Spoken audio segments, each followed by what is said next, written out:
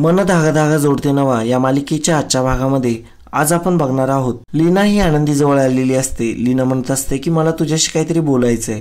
आनंदी म्हणते की बस बोलूया. लीना म्हणत असते की सार्थक सरांनी तुझं जे कौतुक केलं ना ते बघून मला खूप आनंद झाला. आपण या सगळ्या प्रॉब्लेम मधून जातोय, या टेन्शन मधून जातोय. अंशुमनने तुला या 4 वर्षांमध्ये कितीतरी जखमा दिल्या, त्यावरती फुंकर घातल्यासारखं वाटतंय. आनंदी म्हणत असते वहिनी नक्की काय म्हणायचंय तुला. तेव्हा लीना म्हणत असते अगं आनंदी, सार्थक सरांशी आपल्या घराशी जोडलं जाणं हा एक योगायोगच आहे. पण जग किती छोटं आहे बघ ना. तू ज्यांचा जीव वाचवला ते सार्थक सरांचे वडीलच निघाले. मात्र या गोष्टीमध्ये एक गोष्ट खूप वाईट झाली, ती म्हणजे सार्थक सरांचा साखरपुडा तुटला आणि मला असं वाटतंय हे सगळं माझ्यामुळे झालंय. लीना म्हणत असते अगं असा काही पण विचार नको करू.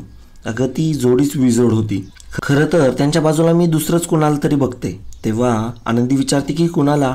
तेव्हा लीना म्हणते की सार्थक सरांसारखा नवरा तुला मिळायला हवा होता. आनंदी म्हणत असते की वहिनी अगं काहीतरीच काय. लीना म्हणते की तुला नसेल वाटत तसं, पण मी पाहिलंय ना सार्थक सरांच्या डोळ्यात तुझ्यासाठी असलेली काळजी आणि प्रेम. आनंदी म्हणत असते की वहिनी काळजी आणि प्रेम असू शकतं, कारण की त्यांच्या स्टाफवरती त्यांचं भरपूर प्रेम आहे आणि ते प्रत्येकाची खूप काळजी पण घेतात. आणि योगायोग म्हणजे त्यांच्या बाबांचा जीव मीच वाचवलाय. पण त्यामुळे तुला असं वाटूच शकतं म्हणायला, परंतु असं काही नाहीये. चल मी अण्णांनी औषधं घेतली की नाही ते बघून आले. माफ करा मित्रांनो, पण जर तुम्ही चॅनलवर नवीन असाल किंवा अजूनही चॅनलला जर सबस्क्राईब केलं नसेल तर प्लीज सबस्क्राईब करा आणि बेल आयकॉनवरही क्लिक करा. स्टार प्रवाहावरील सर्व मालिका तुम्हाला आमच्या चॅनलवर बघायला मिळतील. धन्यवाद. लीना मात्र त्याच विचारांमध्ये असते. ती मनातच म्हणत असते आनंदी तुला वाटत नसेल, परंतु मला तसंच वाटतंय आणि जे मला वाटतंय ते बरेच वेळा खरं ठरलेलं आहे. बघूया आता पुढे काय होतं. आता इकडे दुसरीकडे सार्थक एक डायरी घेऊन बसलेला असतो आणि काहीतरी लिहित विचार करत असतो. तो जेव्हा डोळे झाकतो त्याला फक्त आणि फक्त आनंदीच दिसत असते. त्याला खरं तर आनंदीवरती प्रेमच झालेलं असतं. सार्थक आता विचार करत असतो आणि स्वतःशीच बोलत असतो मी डोळे झाकल्यानंतर मला फक्त आणि फक्त आनंदीच का आठवतात. याचा अर्थ काय आहे नेमका ते कळतच नाहीये. हे असं मला आयुष्यात पहिल्यांदा कुणाविषयी तरी वाटतंय. वेगळंच फिलिंग आहे. त्यांच्याशी कितीही बोललं तरी काहीतरी बोलायचं राहिले असंच वाटत राहतं. त्या समोर असल्या की कुणास ठाऊक मनातल्या मनात गुणगुणावं वाटतं, नाचावं असं वाटतं, पावसात भिजावं असं वाटतं. कारपेक्षा त्यांच्याबरोबर ट्रकमध्ये बसून प्रवास करावा असं वाटतो. आणि मग त्याला ट्रकमध्ये त्यांनी जो प्रवास केलेला असतो त्या सर्व गोष्टी आठवत असतात. आनंदीसोबत घालवलेला तो प्रत्येक क्षण त्याला आठवत असतो, कारण की त्याला आनंदीवरती खूप प्रेम झालेलं असतं आणि हे प्रेम त्याला त्याची आठवण आणि जाणीव करून देत असतं. आणि तो त्या आठवणींमध्ये हरवून जातो. तो स्वतःशीच हसत असतो आणि तो म्हणत असतो की जग गुलाबी गुलाबी झाल्यासारखं वाटतंय. आणि तो म्हणतो की प्रेमात पडल्यावरती असं होतं म्हणतात. यालाच प्रेम म्हणतात का? असू शकेल. त्यांच्यामुळे हल्ली सोनचाफा सुद्धा खूप आवडायला लागलाय मला. म्हणजे मी यांच्या प्रेमात खरंच पडलोय का? मग सार्थक आनंदाने हसत असतो. आनंदीच्या आठवणीमध्ये तो पूर्णपणे डुबावलेला असतो. इकडे मार्केटमध्ये शकू आणि आनंदी चाललेले असतात. शकू म्हणत असते आईच्या गावात काय बनेल बाई येती, म्हणजे खोटा गोंडा बनवून लोंडा घोळतो ती सार्थक सरांच्या आजूबाजूला. पण ताई तू काही बी म्हणा, तू एकदम जबराट बातमी सांगितली बघा. अगं बाई उमरावरचा मारुती पावला म्हणायचं. नंदी म्हणते की काय? शकू म्हणत असते की मी कसं आहे ना, मी उमरावरच्या मारुतीला नारळ वाहिलं होतं आणि त्यांनी ना मागणं मागितलं होतं. म्हटलं होतं देवा त्या रेशमाला ना चांगली अद्दल घडव, माझ्याकडून हे फळ घे आणि त्या रेशमाला तिच्या कर्माचं फळ लवकरात लवकर दे. पण काय कमाल झाली ना बाई, ती बाई तर तोंडावरती सापडली आणि शकू आता हसू लागतो. आनंदी म्हणते अगं असं नाही बोलायचं शकू. शकू म्हणते कशाला तिची कीव करायची, ती बाई काही एवढी सरळ आहे क्या? तुला कितीतरी त्रास दिला तिने.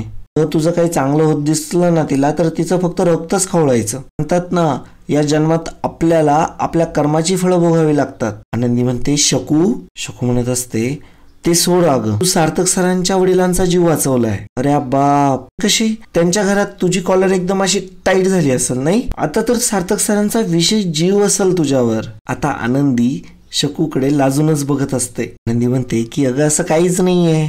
शकू म्हणते अगं पण त्यांच्या घरातली जाम खुश असतील ना तुझ्यावर. आनंदी मात्र शकूला म्हणत असते की अगं शकू, तिथं मी असते तरी तेच केलं असतं आणि दुसरं कोणी असतं तरी त्यांनी तेच केलं असतं, किंवा त्या व्यक्तीच्या जागी दुसरे व्यक्ती असते तरी मी त्यांचा जीव वाचवला असता. अगं आपण मात्र निमित्त असतो, वरचं सगळं देवच घडवत असतो. शकू म्हणते की मान्य, तू म्हणती ते सगळं मान्य, पण तू काय बी म्हण पण त्या रेशमाचा जो पचका झालाय ना, मला तर जाम भारी वाट. आता या स्पेशल टाइमला आपल्या आनंदीबाईला एक चहा तर पाजलाच पाहिजे, म्हणजे कशी एकदम अशी तरतरी येईल. आनंदी म्हणते की चला. आता दुसऱ्या दिवशी इकडे ऑफिसमध्ये सार्थक येऊन सोनचाफ्याची फुले वगैरे आणि आनंदीचा टेबल व्यवस्थित करत असतात. तेवढ्यातच बेनारे तिथे येतात आणि बेनारे म्हणतात, अहो सर हे काय चाललंय? सार्थक सर म्हणतात की हे तुमच्या आनंदी मॅडमसाठी. सार्थक म्हणत असतो की त्यांना हे बुके आवडतील ना. तेव्हा बेनारे म्हणतो की तुम्ही इतक्या प्रेमाने दिल्यावर आवडणारच ना. बेनारे म्हणत असतात, आपण इतक्या दिवस त्या गोंडेवालीला शोधत होतो आणि त्या गोंडेवाली तुमच्या समोर तुमच्या केबिन मध्ये होत्या.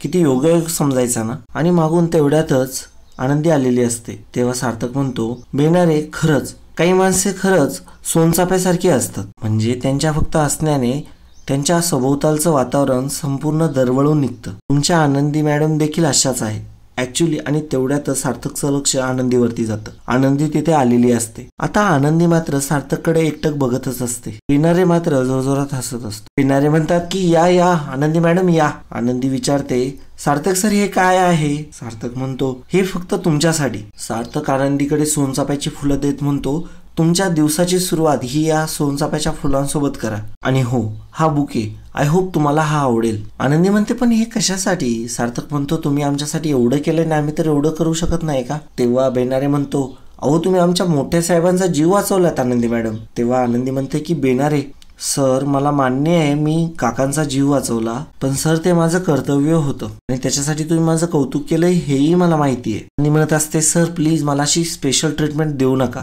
तेव्हा सार्थक म्हणतो, बघितलं बेनारे, आता यांचं कौतुक केलं तरी यांना नको आहे. आणि मग सर्वजण हसू लागतात. सार्थक म्हणतो, ठीक आहे मग काय आता कामाला लागा. इकडे अण्णा घरी पेपर वाचत असतात. तेवढ्यातच सुधा तिथे येते आणि सुधाला बघून अण्णांना खूप विशेष वाटतं. अण्णा लगेच मालतीला हाका मारू लागतात. मग अण्णा व मालती त्यांचा आदरातिथ्य करतात आणि त्यांना खुर्चीवरती बसवतात. खरं तर तुम्हाला सर्वांना कळालंच असेल की काय झालंय ते. तेव्हा अण्णा म्हणतात की हो, सार्थक सरांनी आम्हाला सर्व काही सांगितलं. तेव्हा सुधा म्हणत असते की त्या मुलीने आमच्याशी खोटं बोलून आमच्या भावनांचा अगदी चुराडा केला. तेव्हा सुधा म्हणत असते की आनंदीचे उपकार कसे फेडावे तेच कळत नाही. अण्णा म्हणतात की उपकार कसले? सुधा म्हणते की आनंदी जर त्या दिवशी तिथं नसते ना तर काय झालं असते ते देवास ठाऊक. सुधा म्हणते की बरं ठीक आहे ते जाऊ दे, माझ्या घरी जेवायला याल ना तुम्ही? मग मी म्हणूनच इथं आले आहे तुम्हाला जेवणाचं आमंत्रण करायला. माझ्या घरी जेवायला याल ना तुम्ही? आता कोणीही काही बोलत नसतं. सर्वांना खूप आश्चर्य वाटत असतं. सुधा मात्र म्हणत असते की माझ्यासाठी तरी या निदान. अण्णा म्हणत असतात की अहो हो, पण तुम्ही फक्त फोन केला असता तरी आलो असतो आम्ही. तुम्ही यायचे कष्ट कशाला घेतले एवढे? सुधा म्हणते, नाही असं कसं, घरी येऊन आमंत्रण देणं हे वेगळंच असतं. मग याल ना तुम्ही? तेव्हा मालती म्हणते की हो येऊ आम्ही. मग थोडंसं आदरातिथ्य होतं आणि मग तिथून सुधा तिथून निघते. मनोज सुधाला सोडण्यासाठी गाडीपर्यंत जातो. अण्णा म्हणत असतात, बघितलं मालती, किती चांगली माणसं आहेत नाही? एवढ्या मोठ्या कंपनीची मालकीण आहे पण चेहऱ्यावर गर्व म्हणून सुद्धा नाही. त्याला म्हणतात खरी श्रीमंती. आता इकडे दुसरीकडे रेश्मा रस्त्यातच उभी असते आणि तिथून वृंदा जात असते. तिच्या गाडीवरती जोरात हात टाकून ती गाडी थांबवते. रेश्मा रागानेच म्हणत असते, काकू बाहेर या. मी म्हणाले बाहेर या. वृंदा म्हणत असते, रेश्मा अगं काय करतेस तू? ही कुठली पद्धत गाडी अडवण्याची आणि काय अवस्था करून घेतली स्वतःची? रेश्मा म्हणत असते, मग काय करू? तुमच्यावरती विश्वास ठेवून मी एवढा मोठा खेळ खेळले. सार्थकशी खोटं बोलले मी. तुमच्यावरती डोळे झाकून विश्वास ठेवला मी. सगळं केलं पण काय मिळालं मला? वृंदा म्हणत असते, अगं रेश्मा नेमका त्याच वेळी तो ड्रायव्हर तिथे येईल मला काय माहित होतं? रेश्मा म्हणत असते, सार्थक फोन उचलत नाहीये माझा, बोलतही नाहीये माझ्याशी. तो होती नव्हती ती सुद्धा मैत्री गमावली आहे मी आणि आता त्याला तोंड दाखवायच्या लायकीचीही राहिली नाहीये मी. वृंदा मात्र म्हणत असते, रेश्मा अगं असा विचार नको करूस तू. अगं रेश्मा मला माहितीये जे झालं ते चांगलं नाही झालं, पण अगं तू अशी हरून जाऊ नकोस. अगं ही सिच्युएशन कधी ना कधीतरी बदलेल. तेव्हा रेश्मा म्हणते, नाही काकू मला नाही वाटत असं काही होणार आहे म्हणून. आता मलाच काहीतरी करावं लागणार आहे. मग रेश्मा तिथून जाते. वृंदा म्हणत असते, जाऊ दे तिला, ती पुन्हा स्वतःहून आपल्याकडे परत येईल. तिकडे ऑफिसमध्ये लिखाणाचं काम करत असते, फाईल्स चेक करत असते. त्यातच बेनारे तिथे येतात. ते म्हणतात की आनंदी मॅडम आता रेश्मा मॅडम नाहीये म्हटल्यावरती ती कामं देखील तुम्हालाच करावी लागणार आहे. तेव्हा आनंदी म्हणते की काही प्रॉब्लेम नाही, मी करेल हे, परंतु थोडासा वेळ लागेल. तिथे बेनारे म्हणतात की काही अडचण नाही, जर काही प्रॉब्लेम आला तर मी आहेच. तेव्हा आनंदी म्हणते, हो स्वतः सार्थक सर देखील म्हणतात जिथं आहे खुद्द बेनारे तिकडे सगळी कामे होणारे. असं बेनारे म्हणतात. आनंदी म्हणते, बरं मदतीसाठी थँक्यू इन ॲडव्हान्स. आणि काही लागलं तर नक्की विचारते. बेनारे म्हणतात की एनी टाईम, तुम्ही मला कधीही काहीही विचारू शकता, परंतु मला नाही वाटत याची काही तुम्हाला गरज लागणार आहे. आनंदी म्हणते की एकदा अंगावरती जबाबदारी पडली की माणूस ती गोष्ट करतो सुद्धा आणि ती निभावतो सुद्धा. तसंच ही गोष्ट मीही शिकेन. बेनारे म्हणतो की ठीक आहे, लागा कामाला. आणि बेनारे तिथून निघायला लागतो आणि म्हणतो की आनंदी मॅडम 1 मिनिट, एखाद्याचं जमलेलं लग्न ना ते मोडू नये, परंतु सार्थक सर आणि रेश्माचं जे लग्न तुटलंय ना ते बघून मला खूप आनंद झालाय.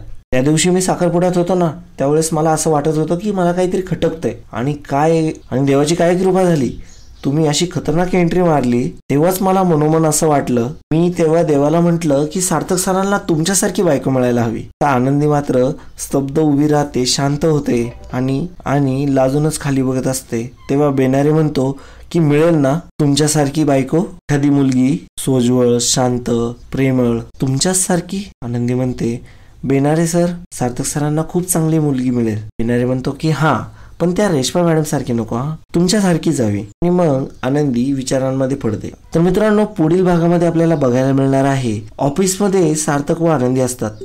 सार्थक आनंदीला म्हणत असतो, तुम्हाला माहितीये ना आता काय सुरू आहे ते. तेव्हा आनंदी म्हणते की काय सर, फ्रेंडशिप डे, असं सार्थक म्हणतो. सो माझ्याकडून तुम्हाला हे फ्रेंडशिप डेचं गिफ्ट, आणि त्या गिफ्टमध्ये टोमॅटो, भेंडी, काकडी अशा काही गोष्टी असतात. तेव्हा आनंदी म्हणते की भाज्या. सार्थक म्हणतो की ताज्या आहेत. आनंदी म्हणते की जमलंय तुम्हाला, भेंडी. आणि मग दोघेही खूप हसू लागतात. मग सार्थक म्हणतो की हॅपी फ्रेंडशिप डे, आणि मग हॅपी फ्रेंडशिप डे असं दोघेही एकाच आवाजात म्हणतात. आता दोघांची एक युनिक स्टाईल असते हँडशेक करण्याची, ती तुम्हाला खूपच आवडेल. तर मित्रांनो, हा व्हिडिओ तुम्हाला कसा वाटला कमेंटद्वारे नक्की कळवा.